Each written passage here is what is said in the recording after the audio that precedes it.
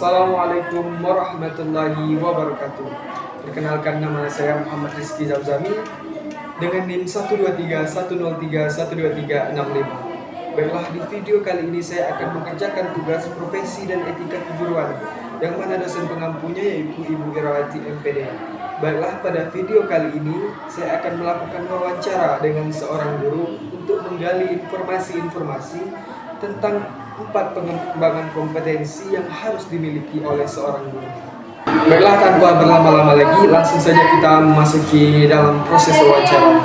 Baik, pada kali ini kita sudah bersama dengan seorang guru yang mana nantinya kita akan mewawancarai terkait dengan 4 kompetensi pengembangan yang harus dimiliki oleh seorang guru. Sebelum kita mulai wawancaranya, perkenalkan, nama saya Muhammad Rizky Zamzami dari Program Studi Manajemen Pendidikan Islam Fakultas Tarbiyah dan Keguruan UIN Suskaryau. Sebelumnya terima kasih kami ucapkan kepada Ibu yang telah meluangkan waktunya untuk dapat hadir pada wawancara kita pada hari ini. Nah, sebelum kita masuk wawancaranya, Bu, mohon izin perkenalkan dulu, Bu, nama Ibu dan pendidikan terakhirnya, Bu. Baik, saya Rizky Hoidazia. Saya lulusan S1 Pendidikan Bahasa Inggris Fakultas Tarbiyah dan Keguruan UIN Suskaryau. Dan sekarang saya bekerja di salah satu sekolah yang ada di Kecamatan Keritang, SMP Negeri 1 Keritang. Baik, terima kasih Bu sudah bersedia untuk memperkenalkan dirinya. Baik, pada wawancara kita kali ini, Bu, yaitu wawancaranya yaitu untuk menggali informasi-informasi tentang 4 kompetensi pengembangan yang harus dimiliki oleh seorang guru. Yang mana dari 4 kompetensi tersebut terdiri dari kompetensi pedagogik, kompetensi kepribadian, kompetensi sosial, dan kompetensi profesional. Nah, pada wawancara kali ini, Bu, saya akan menanyakan tentang kompetensi pedagogik terlebih dahulu. Nah, untuk pertanyaan yang pertama itu, Bu, menurut Ibu itu apa yang Ibu pahami tentang kompetensi pedagogik ini?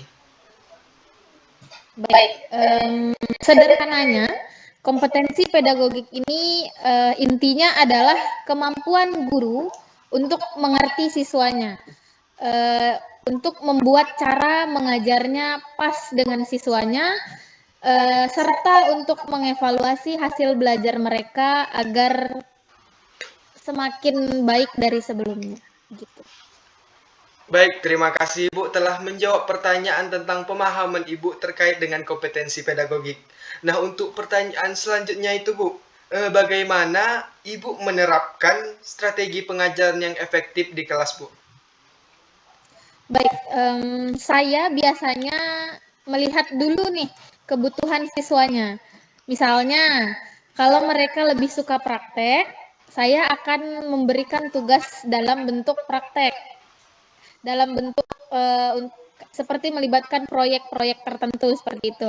Atau kalau mereka lebih suka diskusi, ya saya akan mencoba mengajak mereka untuk berdiskusi dalam sebuah kelompok gitu. Baik, berarti untuk menerapkan strategi pengajaran dalam kelas ini, Ibu harus melihat terlebih dahulu tentang dengan siswa-siswanya ya, Bu? Betul, kita harus mengenali siswa kita terlebih dahulu, begitu. Baik, terima kasih Bu. Untuk selanjutnya yaitu, bisakah Ibu memberikan contoh bagaimana metode-metode pengajaran yang Ibu gunakan di dalam kelas, Bu? Baik, contohnya nih, saya pernah menggunakan metode pembelajaran berbasis masalah. Jadi, siswa saya ajak untuk mencari solusi dari sebuah masalah yang ada. Seperti bagaimana cara mengurangi sampah di sekolah dan kegiatan semacam itu. Begitu. Baik, terima kasih Bu. Dapat diartikan bahwasanya untuk Ibu memilih metode pengajaran yang Ibu gunakan di dalam kelas, Ibu harus terlebih dahulu melihat apa kebutuhan yang diperlukan untuk menerapkan metode-metode yang Ibu ajarkan. Betul sekali. Karena Baik, kita tidak kasih, bisa kita mengajar tidak bisa asal-asalan gitu. Jadi kalau saya pribadi, saya akan mengenali siswa saya terlebih dahulu gitu. Baik, terima kasih Ibu. Selanjutnya kita ke kompetensi kepribadian. Nah, menurut Ibu nih, seberapa pentingnya memiliki kepribadian yang baik dalam profesi mengajar? Baik, menurut saya kepribadian guru itu sangat-sangat penting. Guru ini kan menjadi contoh buat siswanya. Jadi harus bisa membuat lingkungan belajar yang positif. Mungkin yang selanjutnya itu Bu, bagaimana Ibu mengelola emosi dan stres di lingkungan kerja? Karena emosi dan stres ini kan bisa dari diri kita sendiri, bisa dari lingkungan kita. Nah, itu pertanyaannya itu bagaimana Ibu dapat mengelola emosi dan stres terutama di lingkungan kerja, Bu? Baik, kalau sedang stres, saya biasanya mencari waktu untuk refleksi diri atau mengobrol bersama teman-teman saya untuk mencari solusi atau sekedar saya menyendiri terlebih dahulu untuk menghilangkan stres yang ada. Dan saya juga biasanya refreshing seperti kayak refreshing dalam artian misalnya sesimpel baca buku atau sekedar scroll handphone juga atau sedikit olahraga ringan itu bisa meringankan stres agar pikiran menjadi lebih tenang sebelum untuk mengelola emosi dan stres yang ada. Itu cara saya untuk mengelola emosi dan stres yang ada pada diri saya. Baik. Nah, selanjutnya itu, Bu, apa yang Ibu lakukan untuk membangun hubungan yang baik dengan siswa? Baik, saya pribadi selalu berusaha dan mencoba mengakrabkan diri kepada mereka begitu. Misalnya mereka satu dari atau dua dari beberapa orang dari mereka ingin bercerita kepada saya, ya saya akan memberikan perhatian yang lebih untuk sekedar mendengarkan mereka bercerita begitu. Selain itu,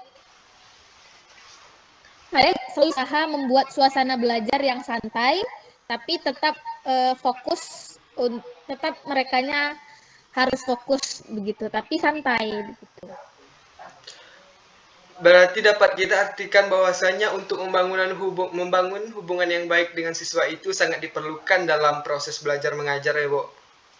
Betul. Baik, terima kasih Bu. Selanjutnya kita ke kompetensi sosial. Nah, apa peran komunikasi dalam interaksi Ibu dengan siswa, orang tua, dan rekan Ibu sendiri? Komunikasi itu sangat penting. Tidak hanya di dalam mengajar, di dalam kehidupan kita sehari-hari komunikasi penting.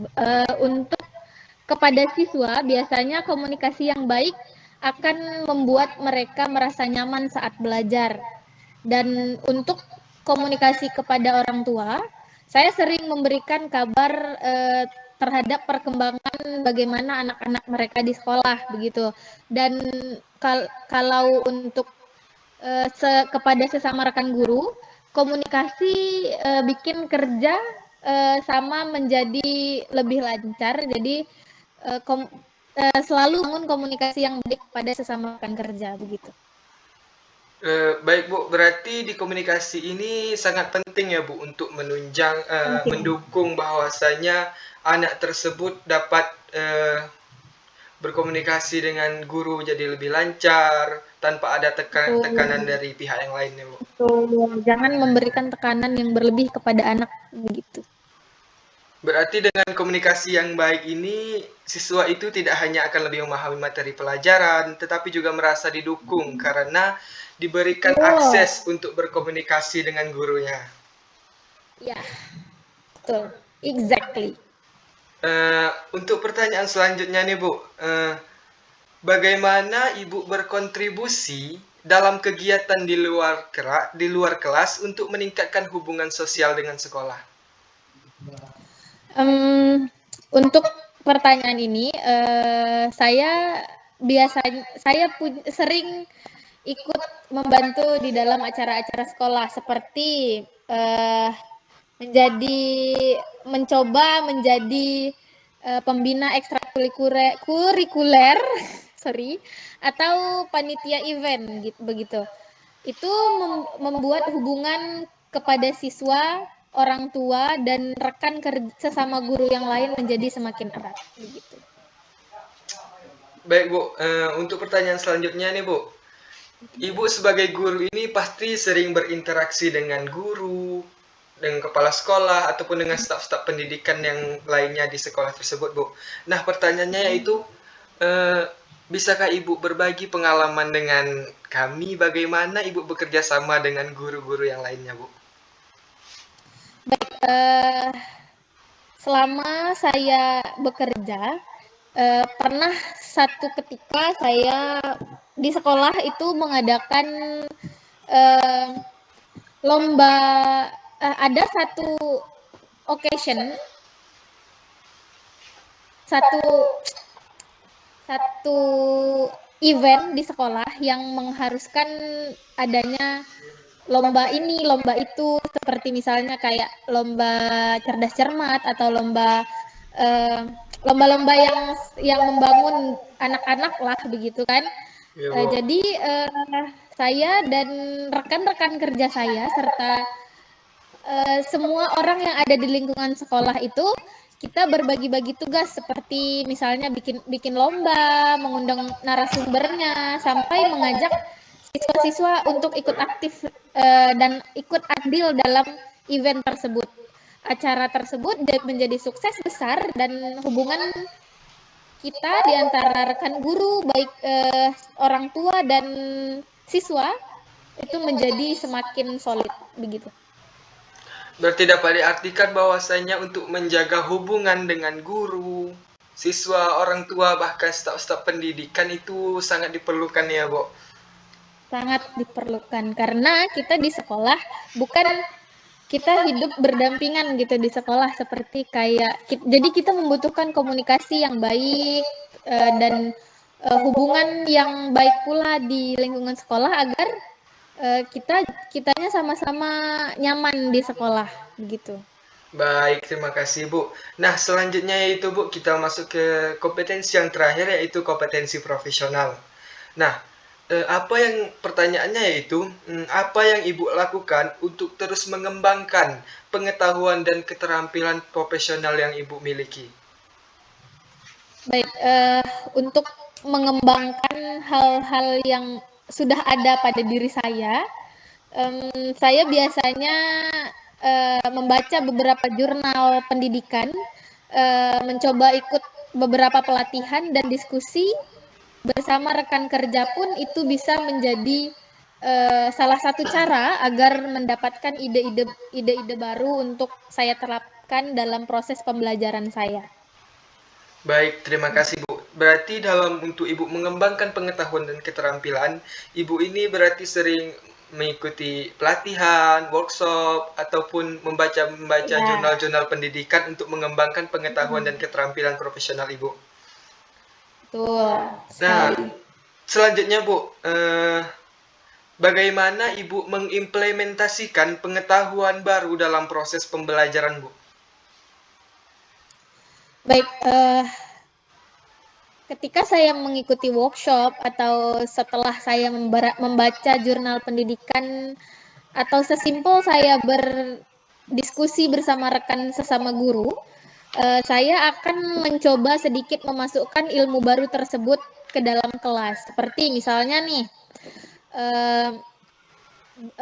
seperti menggunakan aplikasi yang sudah saya sebutkan tadi di awal, seperti menggunakan itu untuk membuat tugas atau membuat evaluasi. Saya juga akan mencoba meminta pendapat kepada siswa apakah cara tersebut akan efektif atau tidak. Jika menurut siswa-siswi saya hal itu bisa saya terapkan, maka akan saya terapkan di kelas. Tapi jika sepertinya hal itu tidak akan berpengaruh, maka saya akan mencoba mulai menggali beberapa metode-metode baru kembali untuk untuk saya terapkan di dalam kelas saya begitu. Baik, terima kasih Bu. Ini untuk pertanyaan yang terakhir Bu. Apa harapan Ibu untuk pengembangan kompetensi guru di masa depan Bu? Baik, saya berharap semua guru punya kesempatan yang sama untuk ikut pelatihan atau belajar hal-hal baru. Selain itu, berkolaborasi antar sesama guru seperti yang sudah saya jelaskan di awal tadi juga sangat penting sekali untuk untuk kita belajar menciptakan suasana kelas yang efektif dan efisien untuk anak-anak, apalagi di zaman yang sudah serba teknologi seperti sekarang. Jadi saya harap semua guru ini mendapatkan